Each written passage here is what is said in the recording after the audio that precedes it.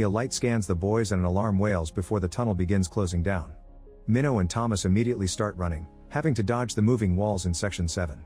For a moment they run on opposite sides, so Thomas has to make a quick move to reunite with his friend. When they're about to leave Section 7, the ground suddenly opens up and part of a wall falls. The boys keep on running as fast as they can as the maze continues to change around them, having to dodge all kinds of moving parts. Eventually they have no choice but to crawl between two closing walls, getting out right before they could get crushed. Moments later the duo is back on the glade and tells the others they found the exit. However, Gally is worried because it could be a trap and an argument ensues, only to be interrupted by Teresa announcing that Albie is awake. When they check on him, Albie announces they can't leave and that he remembers now. He says Thomas was always their favorite and asks why he had to come here. This conversation is also interrupted because the boys have noticed that the maze door hasn't closed.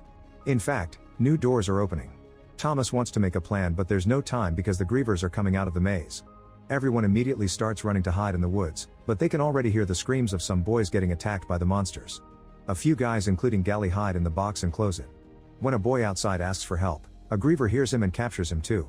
Thomas, Teresa, and some others hide in the vegetable field, only for a mechanical tail to appear among the plants and capture one of the boys. The group has to keep running to reunite with Albie and more boys while they watch how more and more people are being caught and stung. When a griever tries to block their way, Teresa throws a lamp to set it on fire. Then they keep moving as fast as they can, losing a few more boys along the way. When Albie falls, they stop to help him and Thomas stands in front of the group with a blade to confront the incoming griever.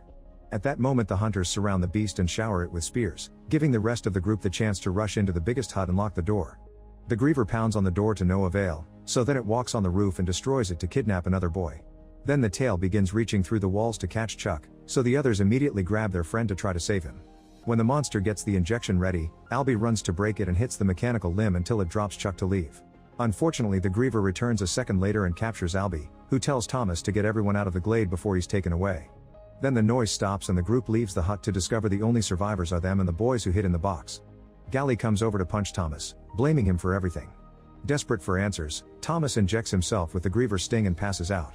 He dreams about the lab again, seeing Teresa, some boys and experiments, and a strange woman who insists Wicked is good. When Thomas wakes up, he's in the pit with Teresa, who saved him with her other vial.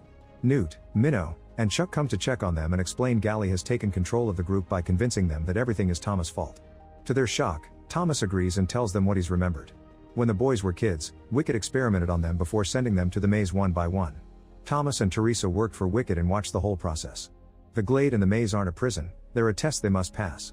The team agrees they must finish what they started. Minutes later, Thomas and Teresa are taken to Gally, who is finishing crossing out names on the wall. Gally wants to throw the duo into the maze, but some of the boys are